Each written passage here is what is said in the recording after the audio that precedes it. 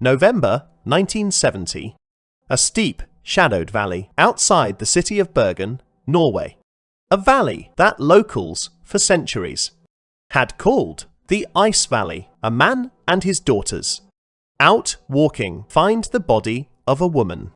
Among the rocks, she has been badly burned. No one can say who she is. Her belongings, found nearby and elsewhere, have had their labels scraped or cut away. She has travelled under at least 9 different false names. In a hidden notebook, she has written lines of code. 56 years later, no one knows who she was or how she died. The city of Bergen sits on the western coast of Norway, ringed by mountains. Among those mountains is a valley called Isdalen.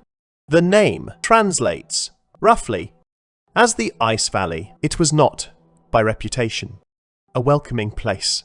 It was steep, it was shadowed, and it carried, in local memory, a long history of accidents and deaths. Enough that by 1970, the valley had a dark name in the area. On the 29th of November, 1970, a man was walking in Isdalen with his 2 young daughters among the rocks. They found the body of a woman. She had been badly burned. The fire damage was severe.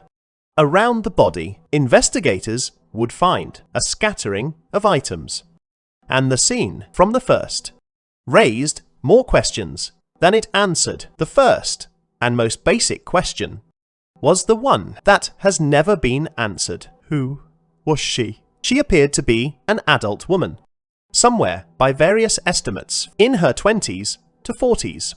But she carried on her body nothing that gave a name, and as investigators began to trace her belongings, the things found near her, and the things found later in connection with her, the case did not get clearer. It got much, much stranger. As investigators examined the woman's belongings, they noticed something deliberate on a number of her possessions. The labels had been removed. Maker's marks, identifying tags, the small printed and stitched details that would normally let an investigator trace where an item was bought, scraped off, cut away. Someone had gone to real effort to make sure this woman could not be traced through her things. Investigators were able to determine that the woman had been staying in the Bergen area before her death, and that she had, in fact, been moving around Norway. And as they traced her movements through hotels, the case produced its most famous feature. She had not travelled under one name. As investigators worked back through her stays, they found that the woman had checked into different places under different identities, different names, different stated nationalities. By the accounts that have come down, she had used something in the order of 9 separate false names. She had changed who she was as she moved city to city, hotel to hotel. Staff at some of the places she stayed later offered impressions of her. By various accounts, she was described as a woman who took care with her appearance, who spoke more than one language, who was guarded, and who, in at least one account, had asked to change rooms. After checking in, everything about her pointed the same direction. This was a woman who did not want to be followed. A woman travelling deliberately as someone she was not. As the investigation into the Isdal woman widened, police located luggage connected to her, including items she had left in storage. And among those belongings, investigators found the strangest evidence in the case. One of the items was a notebook. Inside it, the woman had written lines of what appeared to be code. The entries were sequences of letters and numbers, groupings that did not read as ordinary words or ordinary notes to investigators.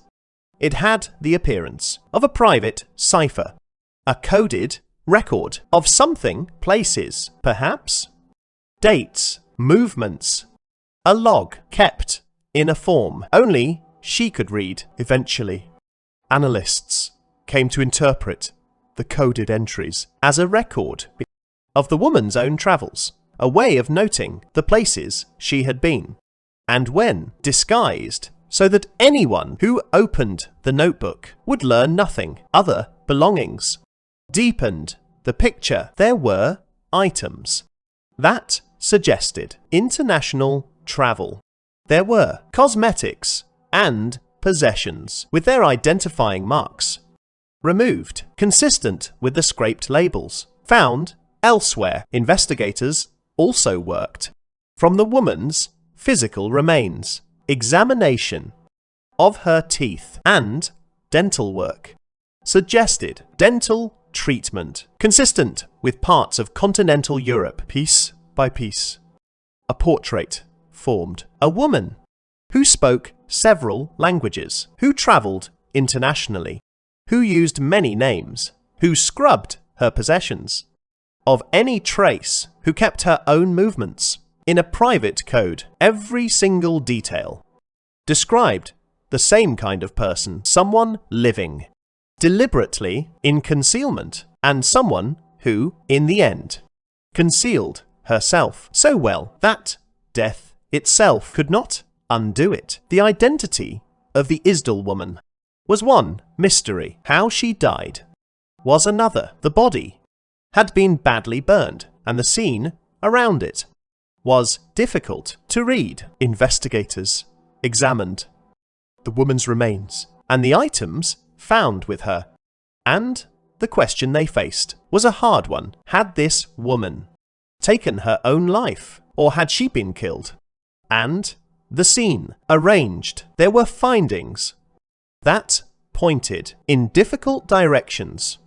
Examination indicated the presence of substances in her body consistent with the ingestion of pills. There were findings that some accounts have described as an injury to the neck, and official conclusion was, in the end, reached. The death was, by that conclusion, treated as a probable suicide, but that conclusion has never satisfied the people who have studied this case. Consider what it asks you to believe. A woman travels into a steep, rocky, difficult valley, not an easy place to reach. She is found, badly burned. Items around her suggest fire was involved in a deliberate way, and the person at the center of it is a woman who had been moving across a country under 9 false names, scrubbing labels from her clothes, keeping her travels in code. If she chose her own death, she chose it in one of the strangest possible ways, in a remote valley by fire, as the final act of a life already wrapped in total secrecy. And if she did not choose it, if someone followed her into the ice valley, then her death is a murder that has never been called one. It is impossible to discuss the Isdal woman without discussing the era she died in. The year was 1970. Europe was deep in the Cold War, and the picture investigators had assembled a woman of multiple languages, multiple names, multiple identities, scrubbed belongings, coded notes, and constant movement is, to many people, a very specific picture. It is the picture of someone engaged in intelligence work. The theory that the Isdal woman was some kind of agent, a spy, a courier, someone operating undercover, has been central to discussion of the case. For decades, there were details that fed the theory by various accounts. There were reports of the woman's movements, near sites of potential strategic interest, her behavior in hotels, the guardedness the room changes, the false names read to many as tradecraft, but here the case runs into the same wall. It always does. The intelligence theory is plausible. It fits the shape of the evidence remarkably well, and it has never been proven. No agency has ever publicly claimed her. No nation has ever stepped forward to say, this woman was ours. This was her name. This is who she worked for. And that silence, in a way, is itself part of the case.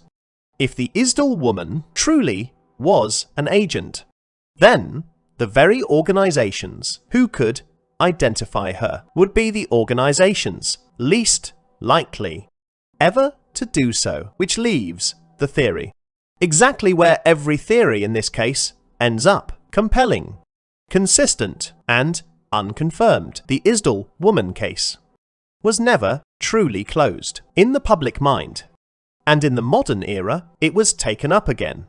With modern tools, one of the most significant steps came from forensic science investigators and researchers, returned to the woman's preserved remains, and applied techniques that did not exist in 1970. Isotope analysis was one of them. The chemical signatures laid down in a person's teeth and bones can carry information about where that person lived at different stages of life because they reflect the water and food of particular regions applied to the Isdal woman. This work produced a broad geographic picture. The analysis suggested that she had likely spent her childhood in one part of Europe and, in later life, moved her chemical signature, shifting in a way consistent with someone who had relocated across the continent as they grew up. It was a real result.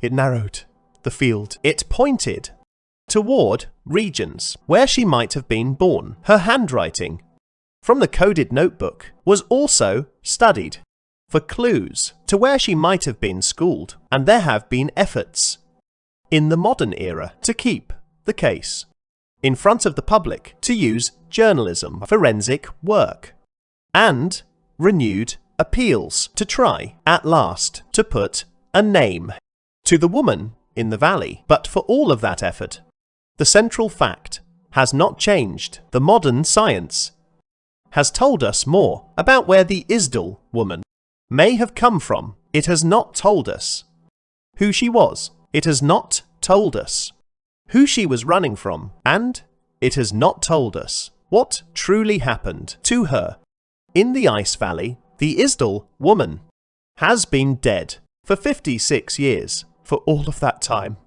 she has had no name. She was buried in Bergen. The investigators of the time, by the accounts that have come down, treated her burial with a certain care, recording it, documenting it, perhaps with some sense that one day someone might come to claim her and that the place should be findable. When they did, no one ever came. In Norway, the case of the Isdal woman became one of the most enduring mysteries in the country's history. It has been investigated and re-investigated. It has been the subject of long-running journalism, of forensic projects, of sustained public fascination, and it endured for the same reason. The other great cases in this archive endure the completeness of the puzzle. Most unidentified body cases are mysteries of identity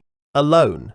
The Isdal woman is a mystery of identity, of nationality, of profession, of purpose, of cause of death, and of intent, all bound together in a single burned figure among the rocks of a valley called the Ice Valley. Someone in 1970 knew exactly who she was. Someone knew her real name. Someone knew what she was doing in Norway, whoever they were. They never said, and the woman herself had spent her last months making certain that without them no one ever could. 56 years after a burned body was found in the Isdal Valley, the case remains unsolved. Modern forensic work has given investigators a broad sense of where the woman may have been born and where she may have lived. Journalists and scientists have kept the case alive, but her name is still unknown. Her death is still, for many, unexplained, and the official conclusion has never silenced the doubts around it. The obstacles now are severe. The witnesses are largely gone. The original investigators are largely gone. The era of the Cold War has receded into history. What endures is the shape of it. A woman of many names. Labels scraped from her clothing. A notebook of private code. A burned body in a valley with a dark old name, and a death. That could be a suicide or could be a murder and has never been proven to be either. We may never know who the Isdal woman was. We may never know what she was doing in Norway or who, if anyone, followed her into the ice valley. But we know she hid herself. We know she wrote her life in code. We know that whoever she was, she had reason to make certain no one could ever follow, and that, for as long as cold cases are remembered, is what keeps the file open. Even when the trail is cold, Chalkline File doesn't promise you answers. Sometimes the file is open for 56 years. Sometimes the dead spend their last months making sure of it. A burned body was found among the rocks of a Norwegian valley in 1970. The valley was called the Ice Valley. The woman had no name anyone could find. What we have, 56 years later, is 9 false identities, labels scraped from her clothes, a notebook written in code, and a death that has never been clearly called a suicide or a murder. If you know something, the file does not. A name, a recollection, a story carried in a family, from someone who crossed paths with a guarded, many-named traveller in Norway in 1970. Every detail still matters.